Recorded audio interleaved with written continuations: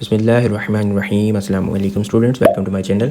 मेरा नाम यासीन है और आप देख रहे हैं मेरा YouTube channel is mathematics. Students, अगर आप इस चैनल पर नए हैं तो इस चैनल को सब्सक्राइब कर लीजिए और बेल आइकन पर क्लिक कर लीजिए ताकि हर नई आने वाली वीडियो आपको जल्द से जल्द मिल सके। फ्रेंड्स, प्रीवियस वीडियो में हमने चैप्टर नंबर 2 लोगारिथम की चैप्टर 2.4 एक्सरसाइज स्टार्ट की थी, उसका क्वेश्चन नंबर 1 किया था। आज हम 2.4 का क्वेश्चन नंबर 2 देखेंगे।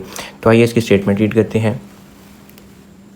कहता है write the following as a single logarithm. Previous video में हमने देखा क्वेश्चन नंबर 1 में उसने कहा हुआ था कि without using calculator find the value of. हमने अपने कैलकुलेटर यूज़ किए बगैर उसकी वैल्यूज़ फाइंड करनी थी और इसमें उसने कहा हुआ है कि आपने क्या करना है कि इसको सिंगल लॉग के फॉर्म में लिखना है। उधर हमने प्रॉपर्टीज़ अप्लाई की, यहाँ पे प्रॉपर्टीज़ ऑलरेडी अप्लाई हो चुकी हैं और इसको आपने एज ए सिंगल लॉग को सिंगल करके लिखना है और इसकी प्रॉपर्टीज़ रिवर्स अप्लाई होंगी इसमें। स्टूडेंट्स, आपके सामने कुछ लोगारिथम के लाज हैं, लाज ऑफ लोगारिथम इसको कहते हैं। ये 4 लाज हैं। प्रीवियस वीडियो में मैं बड़े डिटेल में आपके साथ डिस्कस किए थे, इसमें भी और थोड़ा सा इनका रिव्यू कर लेते हैं। अगर दो नंबर्स आपके पास मल्टीप्लाई हो रहे हैं तो उनको आप ऐड की फॉर्म में लिखते हैं, ऐड हो रहे हो तो उनको मल्टीप्लाई की फॉर्म में लिखेंगे, डिवाइड हो रहे हो तो माइनस की फॉर्म में लिखते हैं, माइनस हो रहे हो तो डिवाइड की फॉर्म में लिखेंगे, ओवर की फॉर्म में, फ्रैक्शन फॉर्म में। और अगर किसी नंबर की पावर है तो पावर लॉग के पीछे आ जाती है, और अगर नंबर लॉग के पीछे लिखा हो तो वो पावर में चला जाता है। और चेंज ऑफ बेस रूल था, वो फोर्थ प्रॉपर्टी आपकी फोर्थ ला था, जिसमें कि आप नंबर को अलग से और बेस को अलग से लिख लेते हैं और इसकी बेस आप खुद से एक सेम बेस से लेट कर लेते हैं। तो आइए, इधर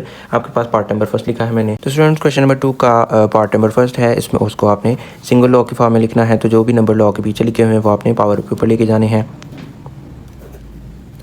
लॉग 25 लॉग के पीछे नंबर लिखा होगा तो ये लॉग की पावर में जाएगा 1/2 प्लस लॉग 3, और जो लॉग के पीछे नंबर है वो 3 की पावर में चला जाएगा।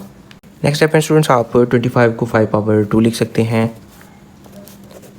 लॉग 5/2, और बाहर वाली पावर इसकी 1/2, और इस यहाँ पे प्लस है लॉग 3 की पावर 2। नेक्स्ट स्टेप में आप इसको सॉल्व कर लेना, 3 की पावर 2 एज इट इज़ लिख दें। नेक्स्ट स्टेप में आप क्या करेंगे, 5 की पावर 2 1/2 के साथ कैंसिल हो गई, तो लॉग 5 प्लस लॉग 3 की पावर 2 आपके पास 9 होती है। नेक्स्ट स्टूडेंट्स, आपके पास 2 लॉग्स लगे हुए हैं दोनों नंबर के साथ, तो आप क्या करेंगे, सिंगल लॉग की फॉर्म में लिखना चाहेंगे। बेस इसकी अवेलेबल हमारे पास नहीं है, तो जिसकी बेस ना लिखी हो, अंडरस्टूड बात है कि उसकी बेस आपके पास 10 होती है। तो दो नंबर्स ऐड हो रहे हैं तो इनको आप मल्टीप्लाई की फॉर्म में लिखेंगे, 5 × 9। तो स्टूडेंट्स, आपके पास लॉग 5 × 9 करें तो 45 आंसर आ जाता है। तो ये आपके पास फर्स्ट पार्ट इसका सॉल्व हो चुका है। स्टूडेंट्स, क्वेश्चन नंबर 2 का पार्ट नंबर 2 मैंने आपके सामने लिखा। यहाँ पे आपके पास log 9 माइनस log 1/3 गिवन है। इसकी बेस मेंशनड नहीं है, तो जब बेस मेंशन नहीं होती तो आपके पास बेस 10 होती है, तो इसको आपने सिंगल लॉग की फॉर्म में लिखना है। स्टूडेंट्स, आपके पास लॉग का सेकंड लॉ था कि अगर दो नंबर्स आपके पास फ्रैक्शन फॉर्म में गिवन हो तो इनको आप माइनस की फॉर्म में अलग अलग लॉग अप्लाई करके लिखते हैं। यहाँ पे लॉग ऑलरेडी दोनों के साथ अप्लाई हुआ है, तो इट्स मीन कि आप इसको जब सिंगल लॉग की फॉर्म में लिखेंगे तो आप इन दोनों नंबर्स को फ्रैक्शन की फॉर्म में लिखेंगे। स्टूडेंट्स, इसको सिंगल लॉग की फॉर्म में लिखने लॉग आप 1 लिख लीजिए, और 9 ये डिवाइड में आएगा तो मैं डिवाइड की जगह पे डिवाइड का साइन डाल देता हूँ, और 1/3 इट्स मीन ये 9/1/3 ही है। आप 9 डिवाइडेड बाय 1/3 लिख लें या इस फॉर्म में लिख लें, तो ये दोनों सेम ही है। नेक्स्ट स्टेप में स्टूडेंट्स, आपके पास लॉग, इसमें भी जो 1/3 था अगर ऊपर जाता तो 3/1 हो जाना था। इसमें आपके पास 9 जब डिवाइड को मल्टीप्लाई के साइन में चेंज करते हैं तो जो नेक्स्ट वैल्यू होती है आपके पास वो उसका रेसिप्रोकल ले लिया जाता है, वो उलट जाती है, तो ये 3/1 आ जाएगा। तो स्टूडेंट्स, लॉग 9 × 3 27/1 है। तो जब आप इसको 1 किसी भी नंबर को 1 से डिवाइड करें तो वो सेम एज इट इज़ आ जाता है, तो ये log 27 इसका आंसर आ गया है।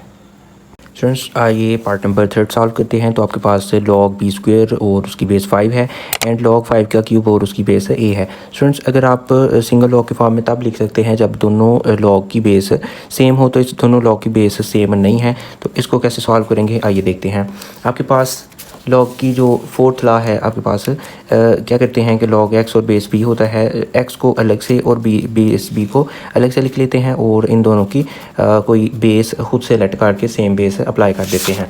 तो इन दोनों में दोनों को आपने अलग अलग नंबर को अलग, बेस को अलग, नंबर को अलग और बेस को अलग लिख के तो आपने बेसिस खुद से इसकी मेंशन कर लेनी है। अगर ना भी करें तो बेस अंडरस्टूड बात होती है कि बेस 10 होती है। स्टूडेंट्स, इनको सेपरेट करके लिखते हैं, log b² अलग कर सकते हैं एंड log 5 अलग कर सकते हैं। डॉट की जगह पे मैं मल्टीप्लाई लिख लेता हूँ, log 5 की पावर 3 अलग कर सकते हैं एंड log a को अलग कर सकते हैं।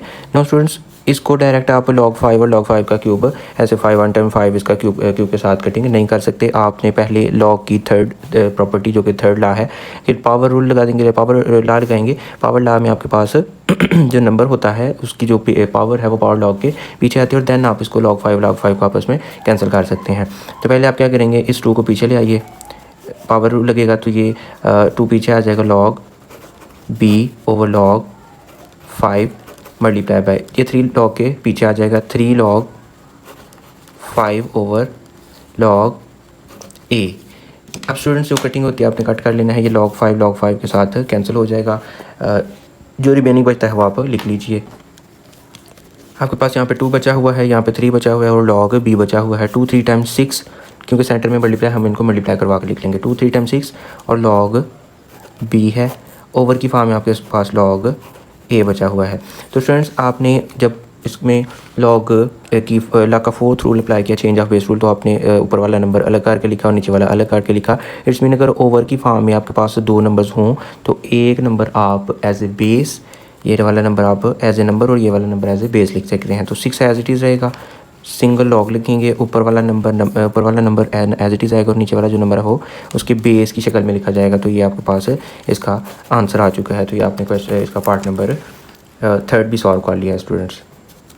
आइए स्टूडेंट्स क्वेश्चन नंबर 2 का पार्ट नंबर 4 सॉल्व करते हैं। आपके पास 2 log x base 3 and log y base 3 लिखा हुआ है। इसको आपने एज ए सिंगल लॉग लिखना है, तो आइए इसको एज ए सिंगल लॉग लिखते हैं। स्टूडेंट्स पहले सिंगल लॉग लिखने की से पहले आपने देखना है कि लॉग के पीछे कोई नंबर तो नहीं लिखा हुआ। अगर नंबर लिखा हुआ है तो आप उसको पावर में लेके जाएंगे। लॉग के पीछे 2 लिखा हुआ है, इस लॉग के पीछे कुछ भी नहीं है, तो ये जो 2 है ये x की पावर में चला जाएगा। तो log x बेस 3 इसकी पावर 2, और इधर भी अगर कोई नंबर होता तो इसको आपने पावर पे ले जाना था, तो ये log 5 base 3 as it is लिखा जाएगा। नेक्स्ट स्टेप में आप तो क्या करेंगे, log की बेस 3 सेम है, तो इसको एज ए सिंगल लॉग एक लॉग लिख लीजिए। log की बेस 3 और आपस में सेंटर में प्लस लिखा हुआ है, तो नंबर दोनों आपस में मल्टीप्लाई की फॉर्म में लिखे जाएंगे, x² multiply by y। Next step में आप इसका मल्टीप्लाई ख़त्म कर देंगे, तो ये आपके पास log x² y बेस आपके पास 3 है, तो यही इसका सोल्यूशन है। आइए स्टूडेंट्स क्वेश्चन नंबर 2 का पार्ट नंबर 5 सॉल्व करते हैं। आपके पास 4 log x base 5 minus log y base 5 and z base 5 है। स्टूडेंट्स आपके पास तीनों बेसिस log की सेम है। अगर बेस सेम ना हो तो आपके पास ये सिंगल log में लिखने के से पहले आपके पास ये चेंज ऑफ बेस रूल लगता है, और अगर बेस सेम हो तो आप इसको सिंगल log की फॉर्म में लिख सकते हैं। उससे पहले आपने क्या करना है कि log का 3rd रूल आपके पास है कि किसी भी नंबर की पावर हो, पावर log के पीछे आ जाती है। तो अगर log के पीछे नंबर लिखा हो तो आपने उसको पावर में लेके जाना होता है। तो स्टूडेंट्स log के पीछे जितने भी नंबर्स हैं वो उसको आप पावर में लेके जाएंगे। तो सॉल्व करते हैं, log x बेस 5, तो पीछे वाला जो 4 लिखा हुआ है इसकी पावर में आ जाएगा, minus log y base 5 as it is और प्लस log z बेस 5। तो स्टूडेंट नेक्स्ट स्टेप में आपने इसको सिंगल लॉग की फॉर्म में लिखना है। उससे पहले आप क्या करते हैं कि ये और ये आपस में प्लस हो रहे हैं और ये वाला माइनस है, आप प्लस वालों को इकट्ठा करके लिख लीजिए, log x की पावर 4 बेस 5 और प्लस log z बेस 5 और minus log y base 5। Students इसका फ़ायदा ये होगा कि जो 2 नंबर्स आपस में ऐड हो रहे हैं उनको आप मल्टीप्लाई की फॉर्म में लिख सकते हैं, और जो माइनस है उसको आप बाद में डिवाइड में ले जाएंगे। डिवाइड वाले हों तो आप माइनस में लिखते हैं, और माइनस में 2 log लिखे हों, किसी नंबर के फाइंड करना हो log और उनके सेंटर में माइनस लिखा हो तो आप उसको डिवाइड की फॉर्म में, फ्रैक्शन की फॉर्म में लिखते हैं।